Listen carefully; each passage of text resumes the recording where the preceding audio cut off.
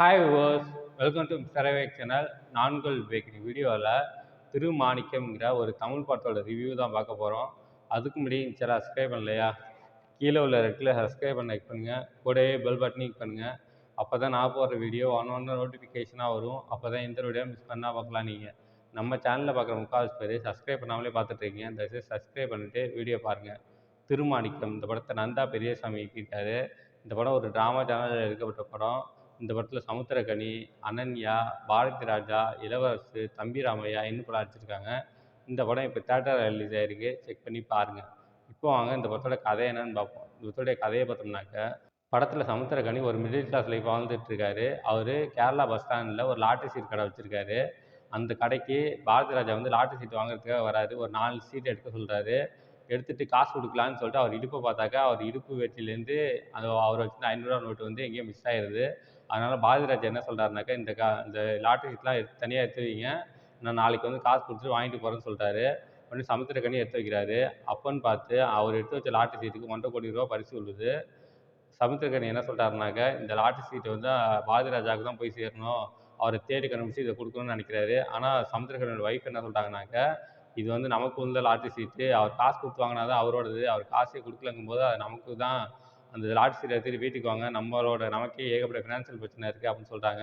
ஆனால் சமுத்திரக்கனி வந்து இல்லை இது அவருக்கு தான் போய் சேரணும், பாரதிராஜாவுக்கு தான் போய் சேரணும், இது அவரோட கடைசி நம்பிக்கை, நான் அவர்கிட்ட தான் கொடுப்பேன்னு சொல்கிறாரு. அதுக்காக ஒரு ட்ராவல் போகிறாரு. கடைசியில் அவர் கொடுத்தாரா இல்லையா, இல்லை அவரே எடுத்துக்கிட்டாரா இல்லையா, இதுக்கப்புறம் அந்த சுவாரஸ்யமான விஷயங்கள்லாம் படத்தோட மொத்த கதையே. இந்த படத்தோட ரன் டைம் பார்த்தோம்னாக்க கிட்டத்தட்ட 2 ஹவர்ஸ் வருது. ஒரு டீசென்டான படம். இந்த படம் வந்து ஃபஸ்ட்டு ஸ்டார்டிங்கில் கொஞ்சம் நல்லாவே போகும்.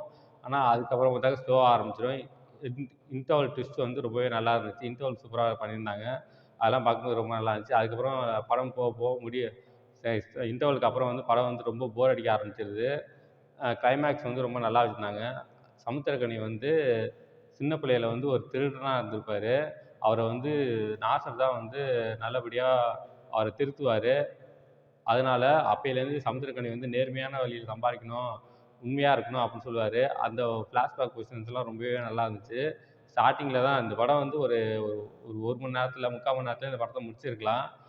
ஒரு சின்ன கதையை எடுத்து வச்சுக்கிட்டு அதை வளன்னு ஜவு மிட்டாய் வேறு இழுத்துருக்காங்க. கொஞ்சம் 2 மணி நேரம் எடுக்கணுமே அப்படின்னு சொல்லிட்டு அதெல்லாம் பார்க்கும்போது கொஞ்சம் போர் அடிக்க தான் ஆரம்பிச்சிச்சு. இந்த படத்தில் சமுத்திரக்கனி வந்து உண்மையிலேயே ஒரு நேர்மையான ஒருத்தராக இருக்கணும்னு நினைப்பாரு. அதுக்கான ரிசல்ட் என்னன்னு சொல்லிட்டு கிளைமேக்ஸில் சொல்லுவாங்க. அதெல்லாம் பார்க்கும்போது ரொம்பவே நல்லா இருந்துச்சு. சமுத்திரக்கனி வந்து பாரதிராஜாவை தேடி அலைவார். கடைசியில் வந்து எப்படியோ பாரதிராஜாவோட வீட்டை கண்டுபிடிச்சிருவாரு. கடைசியில் அவர் கொடுத்தாரா இல்லையா, அந்த ப்ரைஸ் மணிலேருந்து ½ மணி எனக்கு வேணும் அப்படின்னு சொல்லிட்டு கேட்டாரா இல்லையா, அதெல்லாம் வந்து நீங்கள் படத்தை பார்த்து தெரிஞ்சுக்கங்க. இந்த படத்தில் வந்து ரிவீல் பண்ண வரும்ல, ரிவீல் பண்ணிட்டாங்க அந்த படம் பார்க்குற இன்ட்ரெஸ்ட் போயிடும். அதனால் நீங்கள் வந்து படத்தை பார்த்து தெரிஞ்சுக்கங்க. இந்த படத்தில் வந்து பெர்ஃபார்மன்ஸ் வைஸ் பார்த்தோம்னாக்க, சமுத்திரக்கனி பின்னிட்டாருன்னு சொல்லலாம். அவரோட ஆக்டிங் ரொம்பவே நல்லா இருந்துச்சு. அது அனன்யா சமுத்திரக்கனி ஒய்ஃபாக ஆக்ட் பண்ணியிருப்பாங்க. அவங்களோட ஆக்டிங் ரொம்பவே நல்லா இருந்துச்சு. அவங்க வந்து இந்த லாட்டரி சீட்டு உண்மையை கேட்ட உடனே நமக்கான லாட்டரி சீட்டு எடுத்துட்டு வாங்க, நமக்கே நிறையா ஃபைனான்ஸ் பிரச்சனை இருக்குதுன்னு சொல்லிட்டு சூப்பராக ஆக்ட் பண்ணியிருப்பாங்க. அவங்களோட ஆக்டிங் ரொம்பவே நல்லா இருந்துச்சு. அடுத்து தம்பி ராமையா பஸ்ஸில் சமுத்திரக்கனியோட ட்ராவல் பண்ணுவார். அவரோட ஆக்டிங் ரொம்ப நல்லா இருந்துச்சு. தம்பி ராமையா ஒரு கேரக்டர் எடுத்தாருனாக்கா அதில் பின்னிடுவார். அதே போல் இந்த படத்தில் பின்னியிருக்காரு. அதெல்லாம் பார்க்கும்போது ரொம்ப நல்லா இருந்துச்சு. அடுத்து இளவரசு ஒரு நல்ல ரோல் பண்ணியிருக்காரு. அவரோட ஆக்டிங் ரொம்பவே நல்லா இருந்துச்சு. நாசர் கிளைமேக்ஸ் போர்ஷனில் வருவார். அவரோட ஆக்டிங் ரொம்பவே நல்லா இருந்துச்சு. மொத்தத்தில் இந்த படம் பார்க்கலாமா வேணாமானாக்கா, இந்த படம் வந்து ஒரு ஒன் டைம் வாட்சபிள். தேட்டர்லேயும் பாருங்கள், ஓடிடியில் வந்தாலும் பாருங்கள்.